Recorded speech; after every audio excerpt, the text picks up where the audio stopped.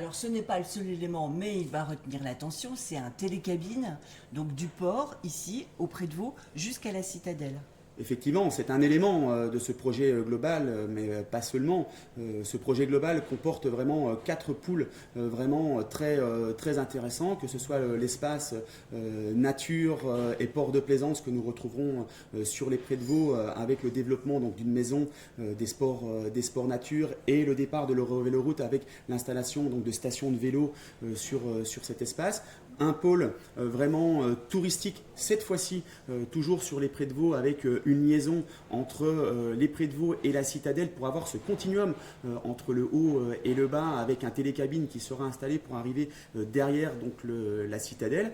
Un pôle aussi sur tout ce qui est sport et évasion où nous pourrons lier l'arrière de la citadelle en direction de la Chapelle des Buis par le biais, et ça c'est à l'étude, d'un pont en bois pour relancer en direction des espaces trail, randonnée et développer un parcours aventure où nous retrouverons tyrolienne, via ferrata et également acrobranche. Et puis un quatrième pôle cette fois-ci sur la citadelle où nous souhaitons emmener les touristes dans un voyage au travers de notre patrimoine où nous pourrons bien sûr réorienter le muséum, en tout cas d'espaces animaliers, parce qu'il faut travailler autour de cela pour avoir des espèces aujourd'hui plus en adéquation avec notre territoire, et puis travailler sur la réalité augmentée pour pouvoir emmener les visiteurs au travers notre patrimoine, au travers la construction de Besançon, au travers la rivière, le Doubs, à laquelle on tourne le dos trop souvent. Et donc c'est pouvoir réhabiliter l'ensemble de ces espaces-là, d'avoir vraiment cette liaison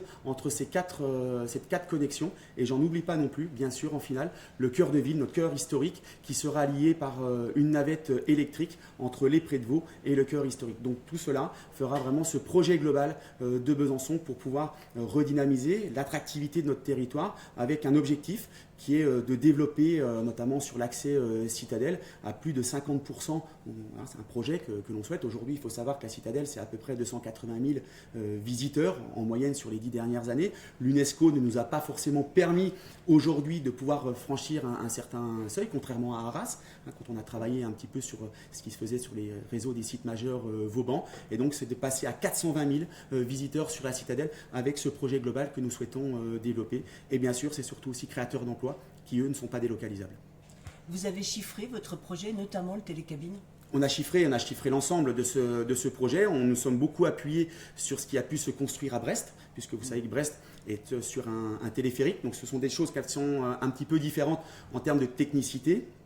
Mais il faut savoir que nous sommes entre 12 et 15 millions d'euros sur cet investissement global sur le territoire, mais avec derrière un retentissement et en tout cas une résonance pour notre territoire bisontin de grande envergure au niveau national et international, parce que le risque aujourd'hui, ce n'est pas le côté coût, mais le risque, c'est de développer des politiques qui ne sont pas cohérentes. Et cette cohérence-là que nous souhaitons développer pour le développement économique, pour le sport, pour la culture, pour le lien social, pour nos familles, eh bien, nous le retrouvons dans ce projet d'envergure de Port Citadelle.